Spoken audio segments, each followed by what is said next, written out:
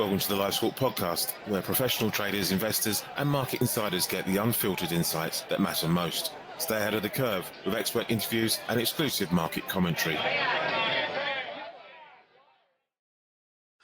Markets. Today we're taking a look at the cryptocurrency market and just to really dig down into what's affecting the major coins and exchanges right now, and any particular story that's really grabbed our attention. To help me figure out what's going on, I'm joined by a prominent crypto trader known by his online moniker, Audi. Welcome to Audi. I'll bring you in a second, but first a quick disclaimer. The content provided on this channel is for informational and educational purposes only. We are not licensed financial advisors, and none of the information shared should be considered as financial investment or trading advice. Please conduct your own research, consider your financial objectives, and consult a qualified financial professional before making any investment decisions. Investing and trading in financial markets carries risks, and past performance is not indicative of future results. We are not responsible for any losses or gains that may result from following the content on this channel. As I said, though, at the start, one of the main aims is really to bring you, with these episodes, just a bit of clarity and to demystify the crypto biosphere and to get a better grasp on some of the factors that move the coins around. We normally do this on a monthly basis. We're about 3 weeks into the last broadcast, but we want to bring you this one because there's been a development, shall we say, really in the space. Obviously, more generally, we've seen cryptos take a bit of a hit, as we've seen in the tech sector in terms of market performance over the last few days. Bitcoin is trading with a 4 handle now, 42,000 roughly, I think, around about those levels there. And maybe some of that is down to what we're about to get into, really, with this coin called ZEC. Now, I want to give you a bit of Zcash, if you want to say ZEC, which is its handle, which has been one of the most volatile sort of assets in the crypto market of late. Bit of background on this, and then we'll bring in Audi, really. So going into the end of last year, start of this year, we'd seen quite a bit of interest in ZEC within the industry, and we'd seen some decent upside and multiple highs come through. And apparently this was fueled by renewed interest in privacy-focused cryptocurrencies and institutional buying, and a greater adoption of what they call shielded transactions. This is a piece from Business Insider. It says some analysts linked the move to the broader privacy coin narrative that gained traction in late 2025 and early 2026. At the start of this month, start of June, Zcash network experienced a temporary halt that lasted several hours. Despite disruption, traders initially remained constructive, apparently, on the coin, with ZEC holding above its psychologically important $600 level. And apparently daily trading volume has remained relatively elevated, really. But then the event that really took us on a different turn, around the 4th, 5th of June, developers disclosed a serious flaw in Zcash's orchard shielded pool. And I want to bring in Audi on this now, because it's really interesting that, Audi works with Credo Fund, and there's a vast amount of experience in this space. And you guys, from what I know, I think we're the first to really flag this outside of, the sort of the team that actually initially found this issue. So, Audi, welcome first and foremost. Thank you for coming back on again. And we want to get into it with ZEC or Zcash as it is. What is your understanding of what happened and the subsequent market moves on the back of that? First of all, you were largely correct. This incident, like it was reported as an exploit incident a day ago, then actually it started circulating. But it was, highly technical, long essay type of report where it wasn't so easy to piece it together. A couple people have mentioned it here and there, but I didn't think people had really put one and one together to understand what it may means. So then when it came across our desk and we started looking into it, that's where we started to realize, okay, this is potentially pretty huge narrative-wise. And to explain what it is basically a vulnerability that was sitting on the code that allowed someone to print an infinite amount of silted Zcash. Now, what exactly is this? Is to understand, you need to understand how Zcash works. So it's a coin that you have the ability to put to shield, which basically means make it impossible to track. That's its privacy feature.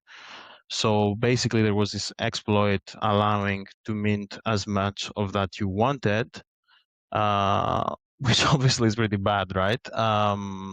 It wasn't infinite Zcash. You could only cast out whatever was in the pool on the other side, effectively leaving anyone else in the pool with a hole.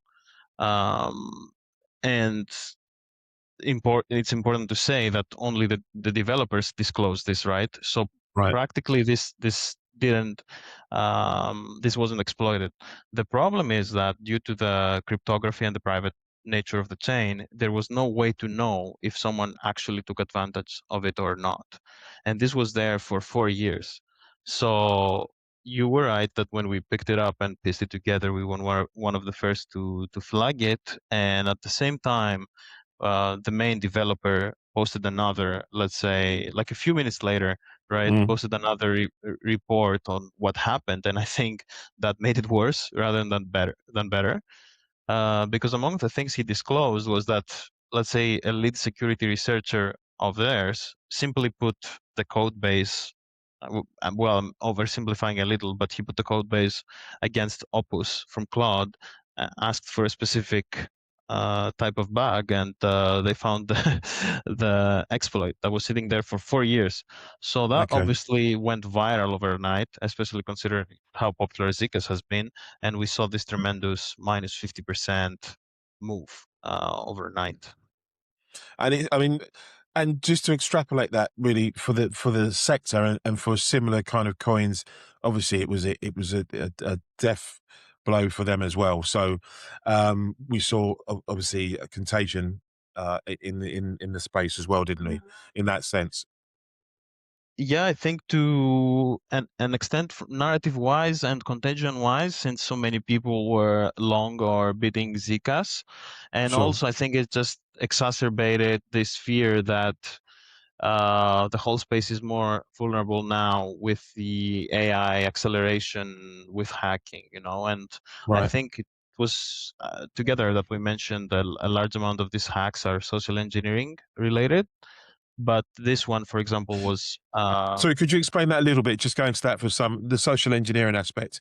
So, what do you mean? People in a group setting have basically gone out there to try and just to hack these things and to try and find the sort of back door. yeah. So social engineering in this context means that the hackers don't really hack the smart contracts. There is not something wrong with the code, but they manage to hack individual people who have admin privileges, and by compromising a few of them, they gain majority control of protocols and they manage to extract. Understood. That, in a way, defeats the AI argument partially, since it's Mm. a human error, not code error. But I flagged it specifically because in this case of Zcash, it was a code error. Like it didn't have to do with someone from the team getting compromised. Right. And just like we discussed in the other episode about Aave, Mm. Zcash is the largest privacy protocol coin as it is. So the effect, like you said, was widespread, not only secluded to Zcash. Now they've done a fair amount of PR control and Yeah. are trying to ship an update to prove that there are no counterfeit Zcash in circulation. I think that's largely why the market bounced. Plus, the move to the downside was maybe a little over exaggerated. But yeah, that's the top down view of what happened. Well, I'm just quoting from a Wall Street Journal piece here. It says the incident struck at the heart of Zcash's value proposition. The orchard pool is the protocol's flagship technology, and the possibility, however theoretical, of undetectable inflation raised concerns about the integrity of the entire supply And that was, again, coming from the Wall Street Journal. Even though no exploit was found, as you said, and the bug was fixed, the market repriced the risk quickly. Well, sorry to cut you off. No, it's fine. Like I said, it's impossible to know if the exploit happened or not at this moment. Like, you just can't see inside the pool to know.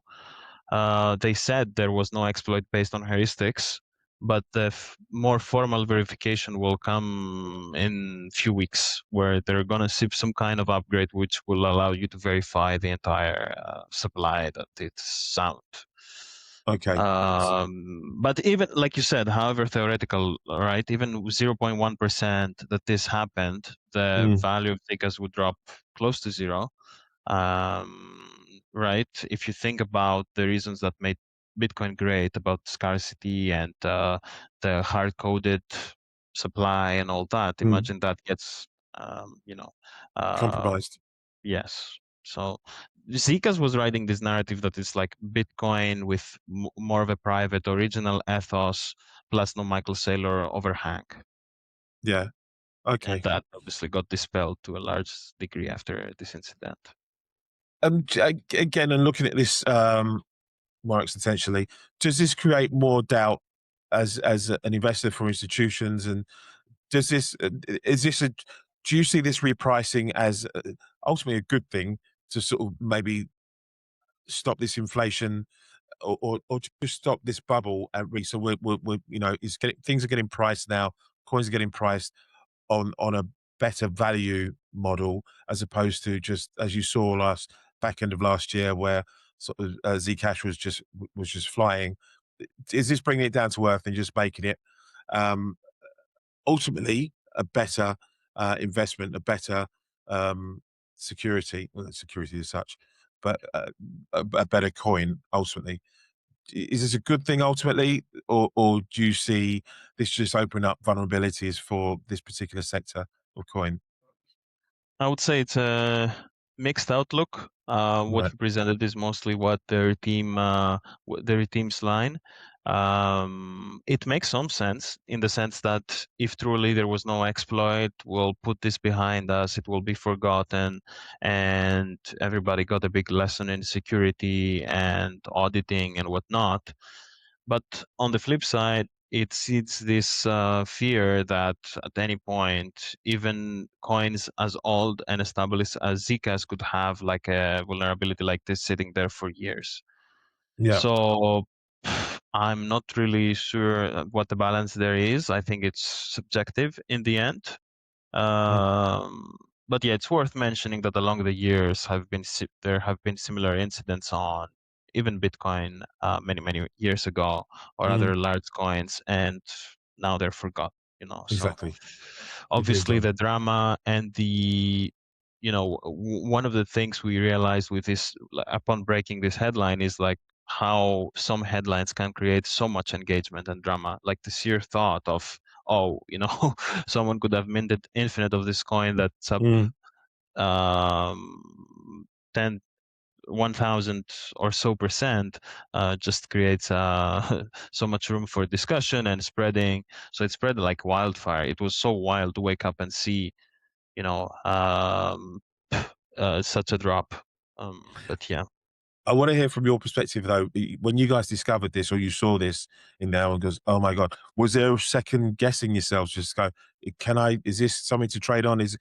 How did you? What was it like in that first instance when you realized you were onto something really big? Yes. So, with full honesty, we knew it was really bad, but we could never foresee a minus 50% drop. I think in my head, I was thinking, okay, in the worst case of spread, like the maximum spread, this will do, I don't know, minus 20, very roughly Mm, speaking.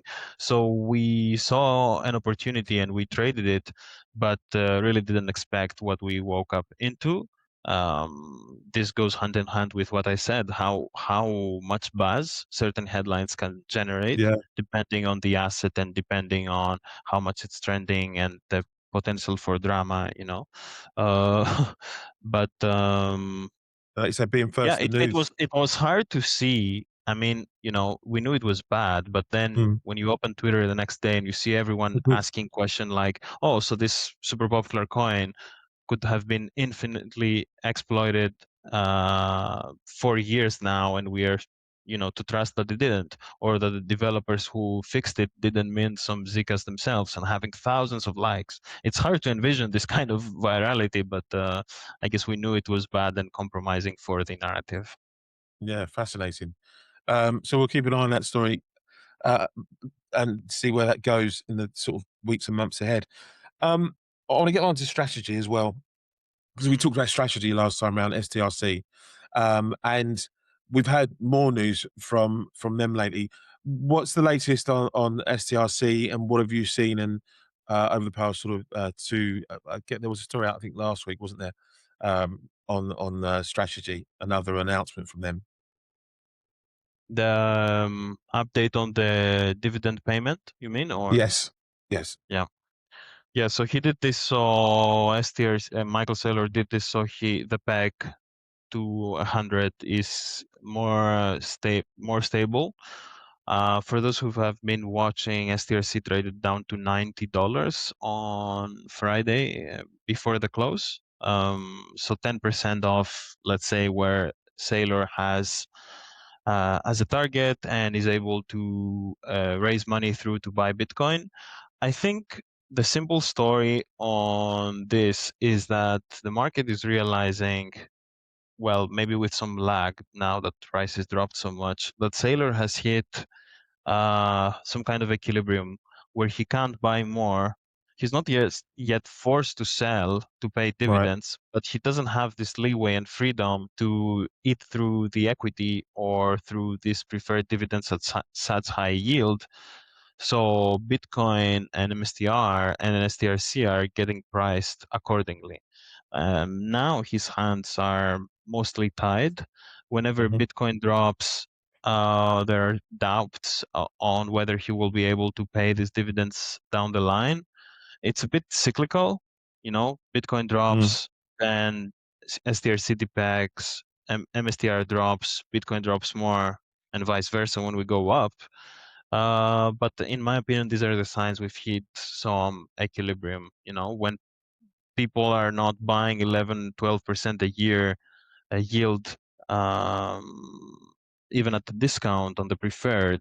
I mean, it's kind of a clear signal, and it makes sense among the broad market context with AI and the stock market doing so well, and Bitcoin and gold being rather weak. Yeah, absolutely. I mean, there is an event coming up in July, isn't there, where they're launching new semi-monthly payment schedule. I read. Yes. So I think whenever the payment was due, the preferred was more likely to trade close to the peg of Right. 100. So by making this more frequent, they hope to make it more stable. That's it. Excellent. And in terms of, is that something is in your calendar to keep an eye out for, uh, just as a strategy, or as just a potential catalyst for future moves for the sector? I mean, of course, you want to keep some eye on it, but Mm. like I said, I think it's largely reflexive and not lagging per se, but it's something that's going to come up during panic or during euphoria, like at the Understood. top. Infinite cash cow. This STRC allows him to buy forever and provide exit liquidity for buyers uh, until the end of time. And at the low, DPEX questions about his financial standing and how Mm. the obligations will look like in few years, and fear across the board. So of course we track it, but yeah, I think that's the nature of it. Um, just to round off, we'll be finishing up the episode soon. There's, Bloomberg have put out a piece here that says Bitcoin sell-off leaves half of all supplier trading at a loss. It says the latest retreat has been so severe, it's pushed more than half of its circulating supply into loss-making territory. It says with the coin trading around 61,000, down some 50% from its regular highs, and a fresh break below 200-week moving average, is quickly racking up losses for a growing holders.